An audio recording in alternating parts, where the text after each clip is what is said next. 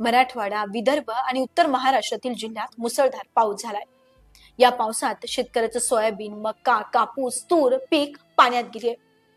शेतकऱ्यांचे घरे, रस्ते, जनावरं उद्ध्वस्त झाली आहेत। लाखो शेतकरी हवालदिल झालेत। 70 लाख एकर क्षेत्रातील पीक पाण्यात गेली आहे आणि मराठवाड्यातील लातूर, बीड, जालना, संभाजीनगर, नांदेड आणि धाराशिव येथील स्थिती तर अत्यंत भयंकर आहे। चला पाहूयात तेथील परिस्थिती काही व्हिज्युअलच्या माध्यमातून। कोणी नाही शेतकऱ्याला, त्याच्याकडे लक्ष घ्यावं लागतं। शेतकऱ्याला कोणी नाही।